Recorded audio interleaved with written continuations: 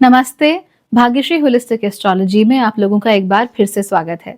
यहाँ पर हम बात करते हैं पॉजिटिव, इंस्पायरिंग और होलिस्टिक एस्ट्रोलॉजी की, यानी कि एक ऐसा ज्योतिष जो कि आपके पॉजिटिव पॉइंट्स को मैक्सिमाइज कर सकता है और आपके नेगेटिव पॉइंट्स को मिनिमाइज करने में आप लोगों की मदद भी कर सकता है। अगर आपको ये चैनल पसंद है, जो मैं काम करती हूँ अच्छा लगता है, तो सब्सक्राइब कीजिए, शेयर कीजिए, सोशल मीडिया पर मेरे साथ जुड़िए। आप लोग चाहें तो सारे वीडियोस दूसरों से पहले देखने के लिए मेंबर भी बन सकते हैं और कुंडली अगर आप दिखाना चाहें या ज्योतिष सीखना चाहें तो उन सब के लिए आप मेरी वेबसाइट भाग्यश्री.org पर भी जा सकते हैं।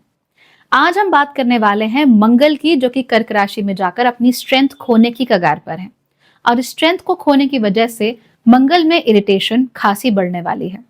उसको डिस्कस करने से पहले मंगल की चाल को समझ लेते हैं। मंगल 20 अक्टूबर को कर्क राशि में जाने वाले हैं और आप जानते ही हैं कि कर्क राशि में मंगल नीच के हो जाते हैं, डिबिलिटेट हो जाते हैं, तो जाहिर सी बात है कि मंगल को यहाँ पर काफी प्रॉब्लम होती है। थोड़ा समय यहाँ बिताने के बाद 7 दिसंबर को मंगल वक्री हो जाएंगे, यानी कि अब वो कर्क राशि में रहना नहीं चाहते, पीछे भागना चाहते हैं। पीछे की ओर जाते जाते मंगल हो जाएंगे महावक्री। महावक्री एक ऐसी स्थिति होती है जिसमें कोई ग्रह ना सिर्फ उल्टा चल रहा होता है, बल्कि उल्टा चलते चलते अपनी पिछली राशि में चला जाता है, जैसे कि यहाँ मंगल के साथ हो रहा है। उनकी एंट्री यानी कि उनका ट्रांजिट तो था कर्क राशि में, लेकिन वक्री होते होते वो कहाँ चले जाएंगे? पिछली राशि यानी जेमिनाई, जिसको हम हिंदी में कहते हैं मिथुन में, तो इसे कहते हैं महावक्री। महावक्र की यह स्थिति 21 जनवरी को बनेगी, यानी कि 7 दिसंबर को मंगल हो जाएंगे वक्री और फिर 21 जनवरी 2025 को वक्री होते हुए, महावक्री होते हुए जेमिनाई यानी कि मिथुन राशि में चले जाएंगे। यहां से वो वापस मार्गी होते होते फिर से एक बार अपनी नीच की राशि यानी कि कर्क में पहुंचेंगे 3 अप्रैल को और यहां से बाहर निकलने में सक्षम होंगे जून में जाकर। यानी कि एक बहुत लंबा पीरियड मंगल एक ऐसी स्थिति में बिता देंगे जहां पर वो कॉन्स्टेंटली इरिटेटेड हैं और जहां पर वो जो करना चाहते हैं या जो उनकी नेचुरल प्रॉपर्टीज है वो करने का उन्हें मौका बिल्कुल भी नहीं मिल रहा है। मंगल नीच के हो जाते हैं कर्क राशि में जाकर। कर्क राशि पानी के तत्व की एक राशि होती है, वाटर एलिमेंट की राशि होती है और ये जलीय तत्व होने के कारण ये जो राशि है थोड़ी चेंजेबल भी होती है, बदलती भी रहती है।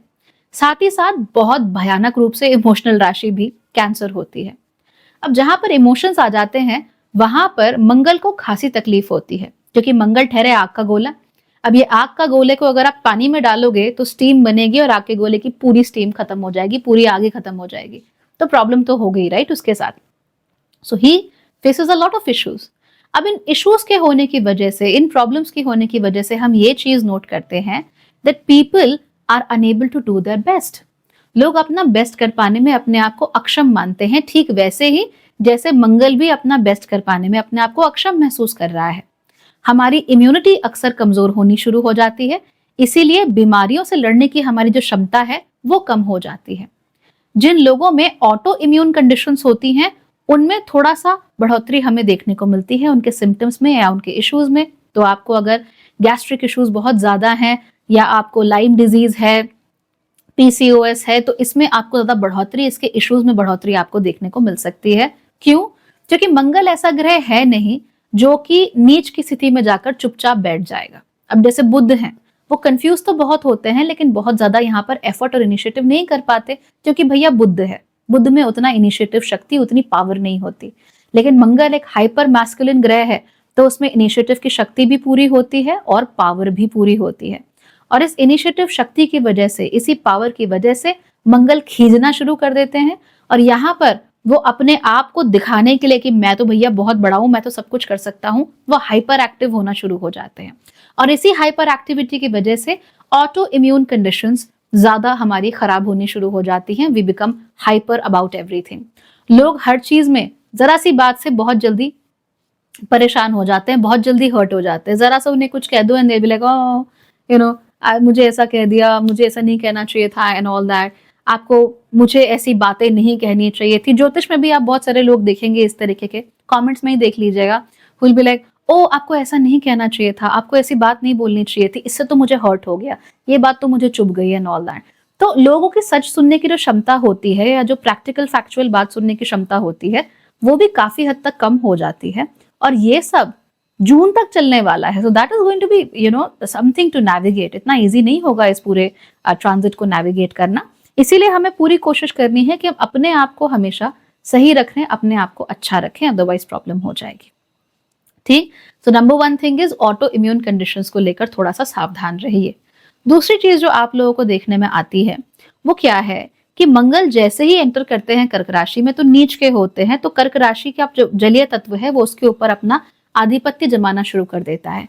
तो शुरू में जो मंगल है वो क्या हो जाता है, वो लेजी हो जाता है, वो इनिशिएटिव नहीं लेना चाहता, वो परेशान हो जाता है, उसे लगता है कि यार छोड़ो ना, I don't want to engage in anything, मुझे कुछ नहीं करना।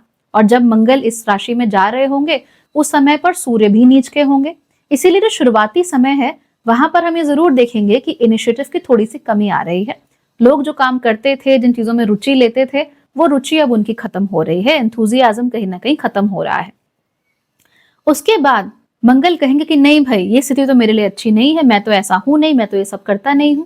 तो इसकी वजह से अचानक से मंगल कहेंगे कि बस अब मैं करके दिखाता हूं, अब मैं दुनिया को बताता हूं कि मैं क्या हूं, मैं क्या कर सकता हूं, मैं क्या पा सकता हूं। एंड देन फिर मंगल जो है वो फ्लेयर अप करना शुरू कर देंगे। ये जो फ्लेयर अप होगा मंगल का, which will happen somewhere in November, उसके कारण हम नोट करेंगे कि लोग कुछ ज्यादा ही इरिटेट हो रहे हैं, कुछ ज्यादा ही अपने आप को प्रूव करने की कोशिश कर रहे हैं, कुछ ज्यादा ही दिखाना चाहते हैं that no we want to do this and we want that and this that. Entitlement बहुत ज्यादा बढ़ जाती है ऐसे समय पर, एंड बिकॉज ऑफ दैट हमारे बहुत सारे रिश्ते भी खराब हो सकते हैं। प्यार को हम घुटन समझ सकते हैं।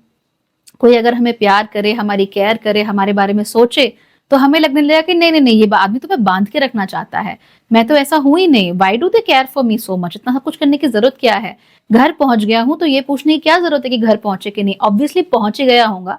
तो जिसकी जो केयर करने की टेंडेंसी होती है ना, उसको हम अच्छा नहीं मानते। हम समझते हैं कि हमें मदर नहीं किया जा रहा है, हमें स्मदर किया जा रहा है, यानी कि हमें प्रेम नहीं जताया जा रहा है, उल्टा हमें घुटन में रखा जा रहा है, हमें दबाया जा रहा है, हमारा दमन किया जा रहा है। इस तरह की चीजें बहुत महसूस होती हैं। और जो परिवार में या ओहदे में छोटे होते हैं उनके अंदर ये ज्यादा होता है। तो परिवार का छोटा लड़का कुछ ज्यादा ही दैट मुझे कुछ नहीं समझते, मुझे कुछ नहीं करते।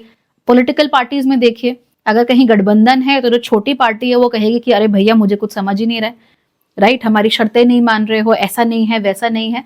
तो हर जगह हु आर यंगर, जो भी यंग है, वो कहेंगे कि मुझे अटेंशन दो, मुझे एंटाइटल दो, मुझे मेरे राइट्स दो, आई डिजर्व दैट। क्योंकि हम क्या चाहते हैं कि हम दूसरे को ये प्रूव कर दें कि भाई हमारे साथ कोई गलती नहीं है।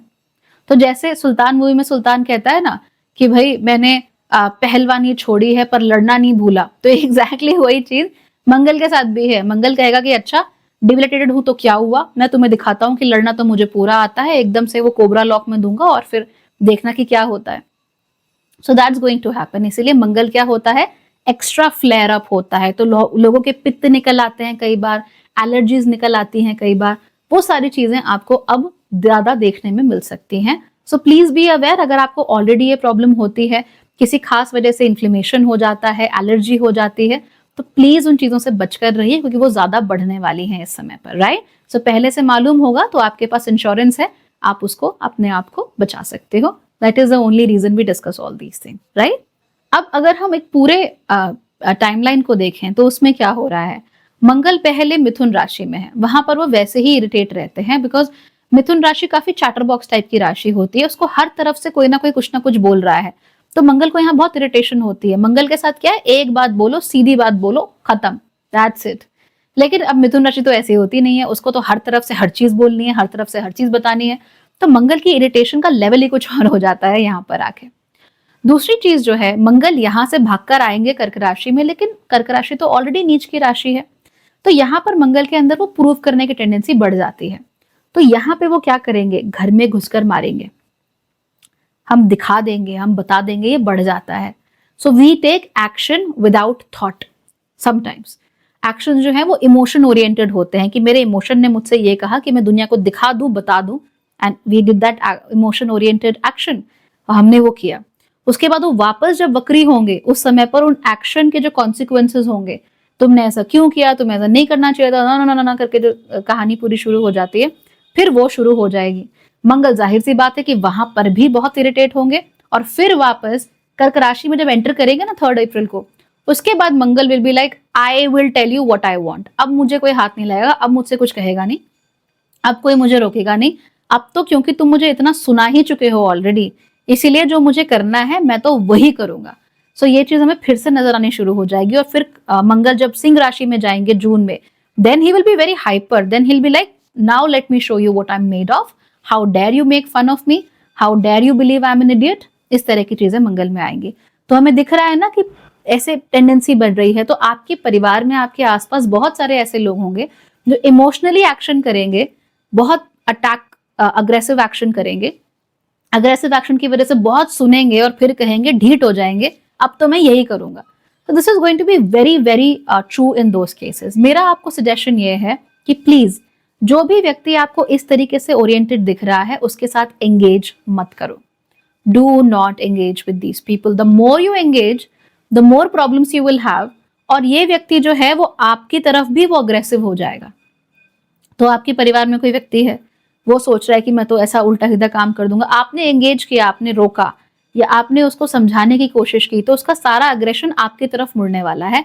कई बार लोगों को अपने किए की सजा भी मिलनी चाहिए, तो वो अगर सजा पाना चाहते हैं, you can't really stop them, ये उनका कर्म है।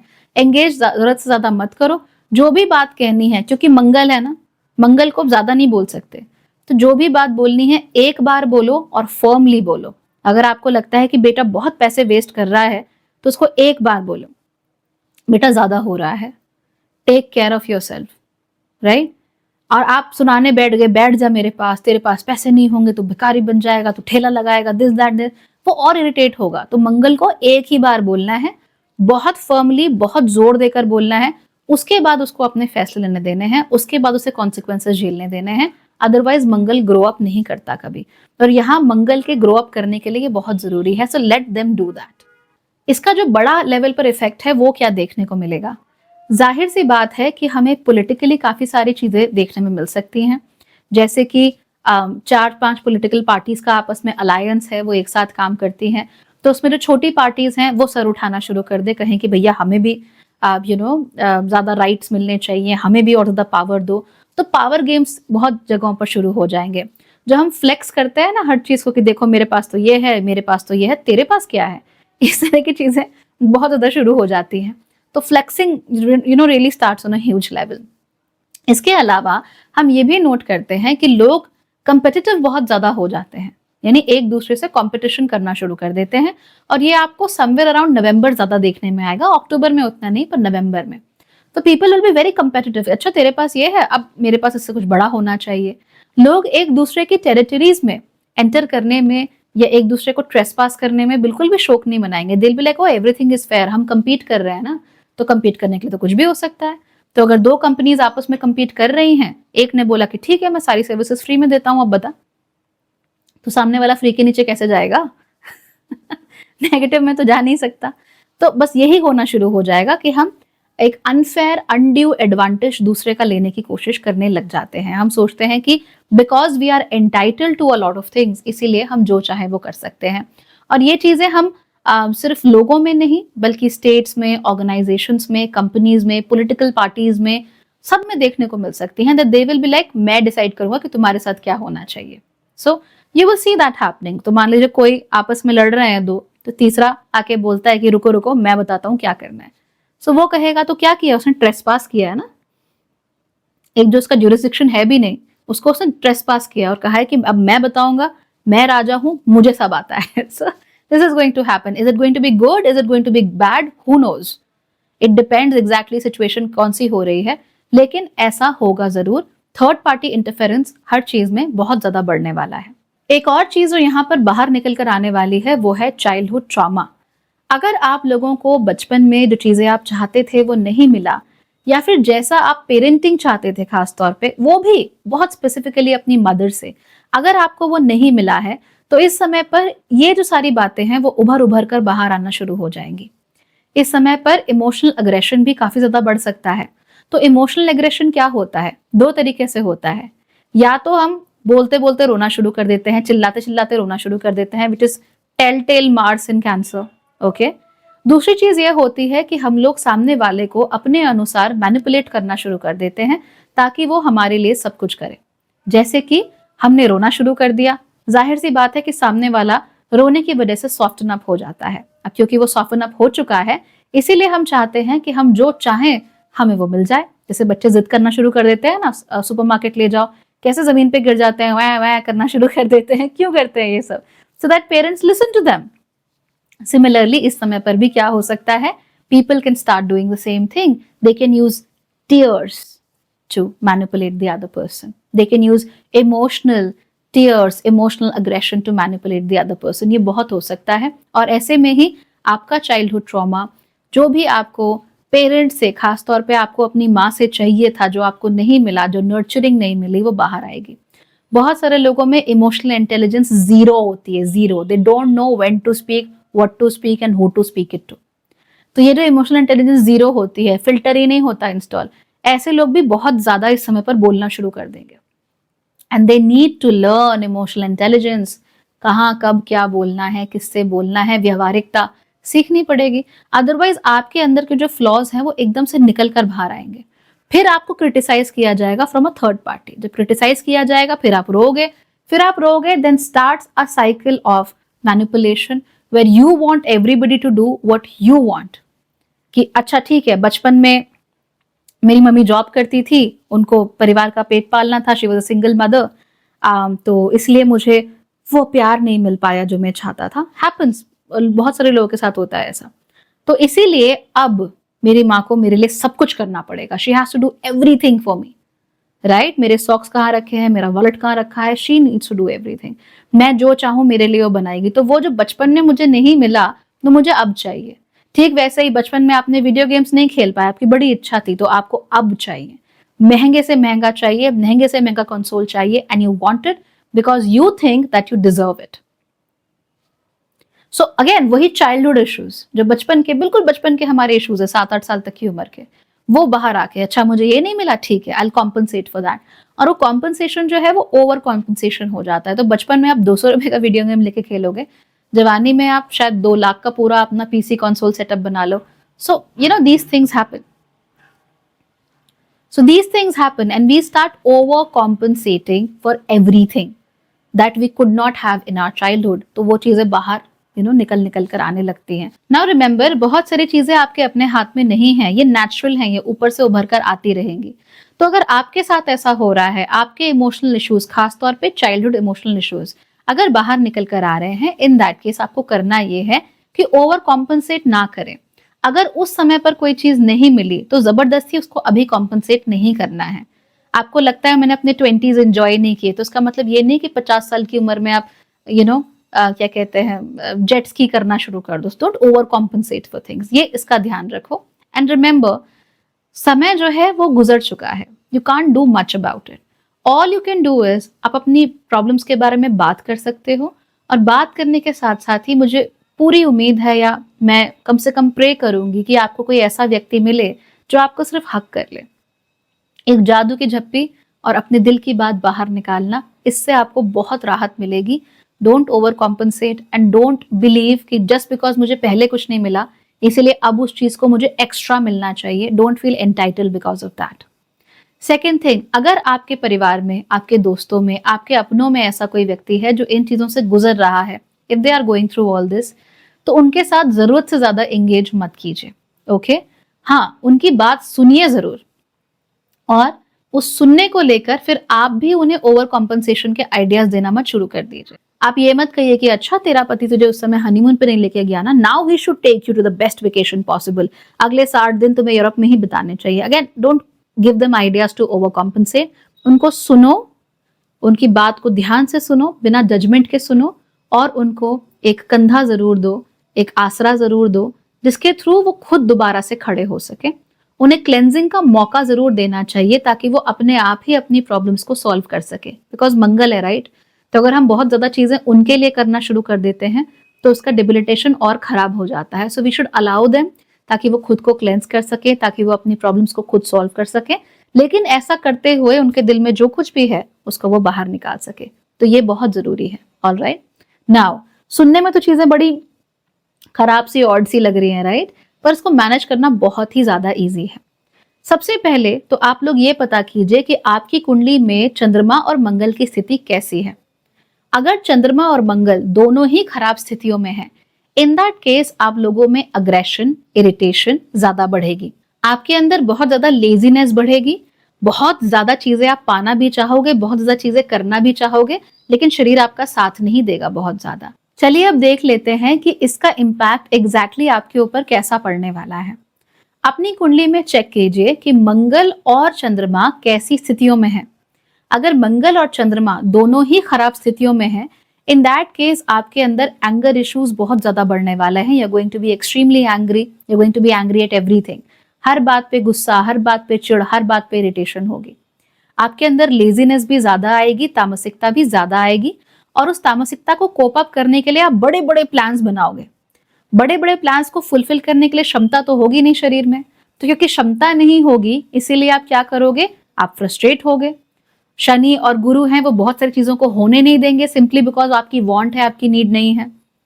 तो एक तो वैसे ही शरीर परेशान कर रहा है, वैसे ही तबीयत ठीक नहीं है, वैसे ही गुस्सा आ रहा है, ऊपर से प्लान बना रहे हो वो पूरे नहीं हो रहे हैं, तो और गुस्सा बढ़ता चला जाएगा and it becomes a vicious cycle. So अगर चंद्रमा और मंगल दोनों ही खराब स्थितियों में है तो आप लोग थोड़े ज्यादा सावधान रहिए। उपाय आपको 2 मिनट में बता रही हूँ। अगर मंगल आपका ठीक ठाक है लेकिन आपका चंद्रमा कमजोर है, इन दैट केस मंगल के अग्रेशन को कंट्रोल करने में आपको दिक्कत आ जाएगी। तो आपको समझ नहीं आएगा कि कहाँ पे कब आप क्या बोल रहे हो। राइट, आपकी जबान से जो भी निकलेगा वो आपके वश में नहीं होगा। इंटरनेट पे जो भी कमेंट्स मारोगे आपके वश में नहीं होंगे and that will become very problematic for you. दूसरे लोग ऐसे भी हो सकते हैं कि चंद्रमा अच्छा खासा मजबूत है लेकिन मंगल कोई खास मजबूत नहीं है। ऐसे लोगों में लेथार्जी यानी कि थकान, गुस्सा और हेल्थ इश्यूज वो ज्यादा आ सकते हैं, लेकिन ओवरऑल चीजें फिर भी काफी बस में रहेंगी।